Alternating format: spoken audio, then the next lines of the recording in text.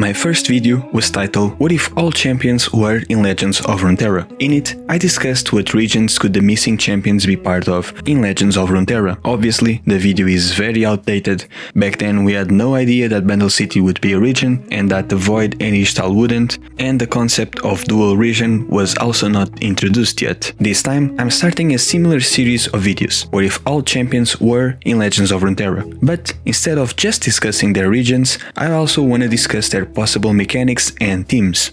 Before I start, I want to point out that it would be cool if the dual region mechanic was expanded beyond Bandle City, as in having dual region cards with two regions where neither is Bandle City. I think this is somewhat likely to happen, and there are a lot of champions that would fit this idea very well.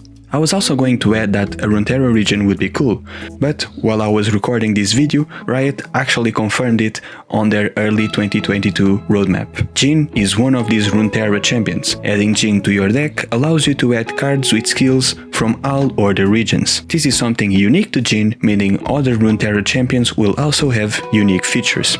I believe this is their answer to the fact that some regions, like Ionia or Piltover and Zorn, have way more champions than other regions. They will just turn some of the champions, like Jhin, into Runeterra champions. They also mentioned that Runeterra champions tend to wander around the world, or have conflicting allegiance across several regions. I will be using this statement to determine which champions would fit this team. For example, Ryze would make a lot of sense. On Universe, there are multiple champions labeled as Runeterra champions.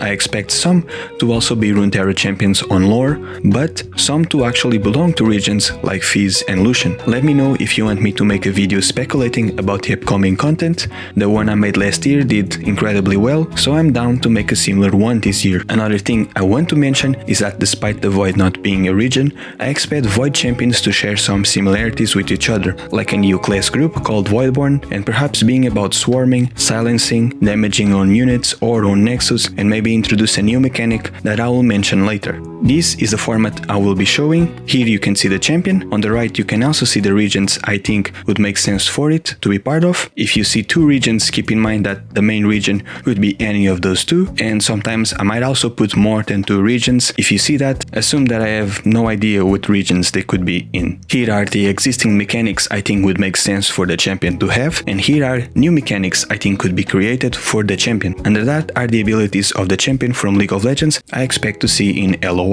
Here is the team of the followers of the champion, and here is an example of what their cards might look like. Keep in mind that my game knowledge is far from good, and that I care more about ideas and teams than the gameplay itself. And thus, these were done just to showcase an example of what the champions could do in-game, and is likely very unbalanced. The app I used was LoR Card Creator by KF Pixel, link is in the description, and all art used is official art released by Riot, some with minor edits done by me. Now, without further ado, let's begin. Aatrox could be done in so many ways, from his lifesteal, his revive, his blade form. There are a lot of ways you can design him. In my opinion, playing off his revive and lifesteal would be the most likely direction. Perhaps having something to represent how the Darkin bodies are in constant decay, like damaging the players on Nexus or on units, or something happening when the player's Nexus or unities take damage would work as well. Akali would probably have some synergy with Recall or Elusive. I can see her having a new interaction with Recall to make her more unique, perhaps keeping her buffs and or keywords when recalled. Alistar would probably make sense to have tough and cause stuns and recalls. Some of the other Minotaurs seen in LoR do already interact with stuns, so it would fit Alistar quite well. Maybe he could also remove debuffs and negative keywords to represent his ultimate somehow. I would definitely play around with the fact that Amumu kills or heals wherever he touches, therefore allies would take damage if on the board with him or something like that. It could also have some kind of alone mechanic, being the only one on the board, hand or battling. Any would make sense to have stuns and summon Tibers, like Fizz summons Longtooth. A unique burn mechanic could be cool too, something like round start, take 1 damage, and Brand would definitely be part of this burn archetype, perhaps being all about stunning and burning opponents as opposed to attacking directly. Bard would make sense to have a unique mechanic entirely of his own related to collecting chimes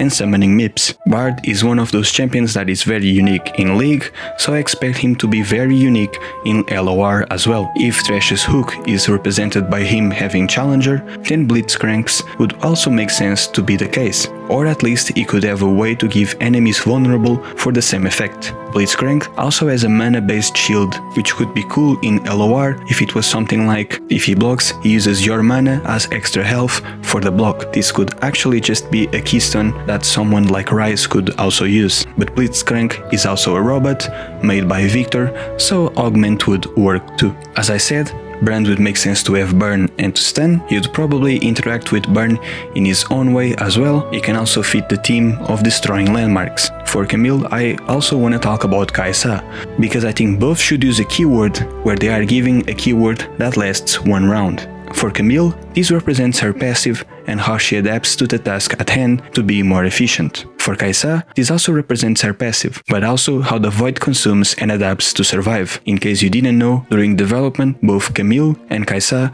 were once the same champion, before being split into different champions. That's why I think making them part of the same archetype would be really cool. Cassiopeia would make sense to have some kind of new poison keystone, something like round end, tank 1 damage, and she would then interact with said poison enemies in a unique way. Singed and Twitch could also be part of this archetype, but they would focus more on adding stacks to the poison. Her ultimate would definitely be present, but I don't think it needs an unique keystone. Stun would fit it well, or even something like the Stasis statue, where units are stored inside a landmark. Cho'Gath is one of those Void champions that embodies the Void's hunger, getting bigger as he consumes. And since Fury is not really exactly appropriate thematically, he would probably have a mechanic of his own where he gains stats when he kills units. Corki is special because there are a lot of things you could do with him, since there isn't a very specific theme or part of his design that must be translated to the game. Corki's uniqueness in League comes from his auto attacks dealing magic damage, which is not something I expect to be translated into LoR. In my opinion, he would make sense as another Bandle City champion with a unique gimmick of his own like Tristana and Rumble, and maybe interacting with Impact in some way. He could be a solo Bandle City card, but can also have a secondary region, for example Piltover and Zone, where making him elusive like Amateur Aeronaut and Daring Poru would make sense, or Bilgewater, where Scout would also fit his team quite well. His package should definitely be a landmark with a countdown. Dr. Mundo is all about regeneration and going where he pleases. He's also not a real doctor, so perhaps it could be all about giving buffs to units, but there's always a downside to it, like Crimson Aristocrat. In fact, Mundo would definitely make sense to synergize with Vladimir and the self-damage archetype. Evelynn's custom cards usually create a new keyword, based on League's crowd control charm. I don't think this is necessary.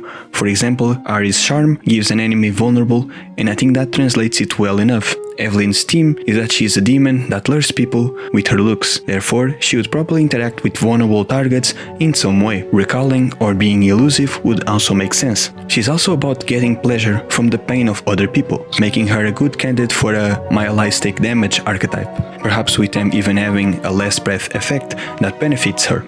Fiddlesticks is the primordial demon of fear, so fearsome seems like a no-brainer for him, perhaps having a new interaction with the keyword. Like Evelynn, he also lures enemies, so vulnerable wouldn't be a bad idea. He is also known for creating illusions, and that has a lot of potential, like summoning a copy of an enemy follower to attack with him. His Crowstorm and effigies are also quite iconic, but I don't think summoning various units like Elise would fit his team, but placing effigies into the opponent's deck is a cool idea. Still, his crows would make sense to be in the game as his followers, alongside the illusions and victims.